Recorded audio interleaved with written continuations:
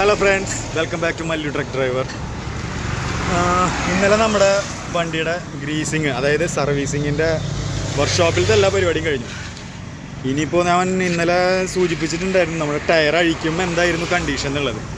ആ ടയറിൻ്റെ കണ്ടീഷനൊന്ന് നിങ്ങളൊന്ന് കണ്ടു നോക്കി നോക്കാം കേട്ടോ. ഇതാണ് ഇപ്പോൾ നാട്ടിൽ നിന്ന് ഇവിടം വരെ വന്നിട്ട് ഉള്ള അവസ്ഥയാണ്. ഇത് മുമ്പേ ഉണ്ടായിരുന്നു, നമ്മൾ ശ്രദ്ധിച്ചിട്ടുണ്ടായിരുന്നില്ല. പക്ഷെ എനിക്കത് ആ ഹബിൽ ചൂടായി തുടങ്ങിയപ്പോൾ ഒരു പഞ്ചറും കിട്ടിയിട്ടുണ്ടായിരുന്നു വരുന്നവർക്ക്. അപ്പോഴാണ് അറിഞ്ഞത് ഈ ടയർ നിറച്ചിട്ടുണ്ടായിരുന്നില്ല, അങ്ങനെയൊക്കെ കുറച്ച് പ്രശ്നങ്ങളുണ്ടായിരുന്നു. അപ്പോൾ നിലവിൽ നമ്മുടെ ഈ 2 ടയർ പോയിട്ടുണ്ട്. ഒരു ടയറിൻ്റെ വില ഓൾമോസ്റ്റ് ഒരു 17 to 24 വരെ 25 വരെയൊക്കെ ഉണ്ട്. മനസ്സിലായോ? അത്രയും കോസ്റ്റ്ലി ആയിട്ടുള്ള ലെവലാണ്. ഈ ടയർ ഇഷ്ടംപോലെ ഓടാനും ഉണ്ട്. ഓൾമോസ്റ്റ് ഒരു 60 to 70% റണ്ണിങ് കപ്പാസിറ്റി ഉള്ള ടയറാണ്. പക്ഷേ എന്താ ഉണ്ടായെന്ന് വെച്ച് കഴിഞ്ഞാൽ ടയറിൻ്റെ സൈഡ് മുഴുവൻ കട്ടായിപ്പോയി.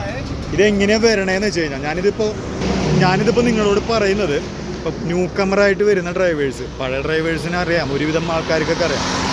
പക്ഷേ ന്യൂ കമറായിട്ട് വരുന്ന ഡ്രൈവേഴ്സിന് കറക്റ്റായിട്ട് ലോറിപ്പണി എന്താണെന്ന് അറിയത്തില്ല അവർക്ക്. ഇപ്പോഴത്തെ വണ്ടികളെല്ലാം BS6 നല്ല എന്താ പറയുക, ഹൈലി പുതിയ മോഡൽ വണ്ടികളാണ്. പുതിയ ഓപ്ഷൻസ് BS6 വണ്ടികളൊക്കെ കറക്റ്റ് എന്താ പറയുക, കാർ ഓടിക്കണ പോലെ ഓടിച്ചു പോകാൻ പറ്റാവുന്ന വണ്ടികളാണ് നമ്മുടെയൊക്കെ. പക്ഷേ ഇതിൻ്റെ മെയിൻ്റനൻസ് എങ്ങനെ ചെയ്യണമെന്ന് ഒട്ടുമിക്ക ഡ്രൈവർമാർക്കും കറക്റ്റായിട്ട് അറിയത്തില്ല. ഞാൻ പക്കയായിട്ടൊരു ഡ്രൈവറാണെന്ന് ഞാൻ അവകാശവാദവും ഒന്നും ഉന്നയിക്കുന്നില്ല. കാരണം എന്താണെന്ന് വെച്ച് കഴിഞ്ഞാൽ ഇതിൻ്റെ അവസ്ഥ ഭയങ്കര ശോകമാണ്. എനിക്കും കറക്റ്റായിട്ട് ഇപ്പോഴും പഠിച്ച് തുടങ്ങിയിട്ടേ ഉള്ളൂ. ഇത് ശരിക്കും പറയാൻ വെച്ചാൽ ഞാൻ പഠിച്ച് തുടങ്ങിയിട്ടേ ഉള്ളൂ ഈ വണ്ടീനെ കുറിച്ച്. ഈ ടയറുകൾ പോകുമ്പോൾ ഇതുപോലെ സംഭവിക്കുന്നതിൻ്റെ മെയിൻ റീസൺ എൻ്റെ ഒരു കോൺസെപ്റ്റ് വെച്ചിട്ട് ഞാൻ പറയുകയാണ്. ഒരു 1000 കിലോമീറ്റർ ഒക്കെ കൂടുമ്പോൾ നമ്മൾ 1000 കിലോമീറ്റർ എന്നല്ല, ഇത് നല്ലപോലെ ഓടുന്ന വണ്ടിയായ കാരണം കൊണ്ടാണ് കേട്ടോ ഞാൻ 1000 കിലോമീറ്റർ എന്ന് പറയുന്നത്. ഓരോ ട്രിപ്പ് വരുന്നത് 1500 1600 കിലോമീറ്റർ ഈ വണ്ടി ഓടുന്നതാണ്.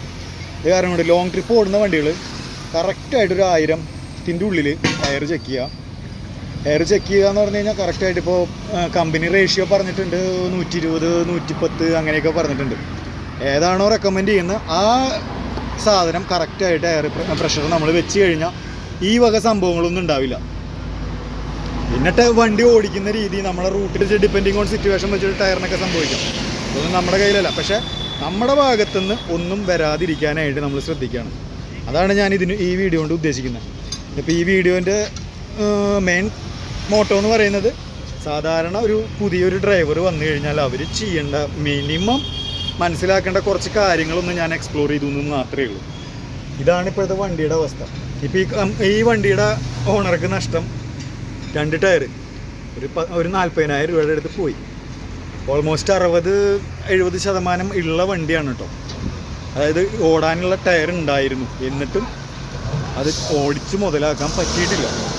ഇപ്പോഴത്തെ അവസ്ഥ വെച്ചിട്ട് ലോറി പ്രസ്ഥാനം കൊണ്ടു നടക്കുന്നത് ഡ്രൈവർമാർക്ക് കിട്ടണ എമൗണ്ട് പോലും, ബെനിഫിറ്റ് പോലും ഒരു ലോറി ഓണറിന് കിട്ടണില്ല എന്നുള്ളതാണ് സത്യാവസ്ഥ. ഞാനൊരു ഡ്രൈവറാണ് കേട്ടോ, എൻ്റെ വണ്ടിയൊന്നുമല്ല. ഞാൻ കറക്റ്റായിട്ടുള്ള കാര്യം ഒന്ന് എക്സ്പ്ലോർ ചെയ്തെന്ന് മാത്രമേ ഉള്ളൂ. അതാണ് അവസ്ഥ വന്നുകൊണ്ടിരിക്കുന്നത്. ഓക്കെ, അപ്പോൾ അടുത്ത വീഡിയോസ് കാണുന്നവരെ ബൈ. ഇഷ്ടപ്പെട്ട് കഴിഞ്ഞാൽ ലൈക്ക് ചെയ്യുക, ഷെയർ ചെയ്യുക. ഓക്കെ, നിർബന്ധിക്കുന്നില്ല ആരും. എന്തായാലും നമുക്ക് അടുത്ത വീഡിയോസിൽ കാണാം. Okay, by.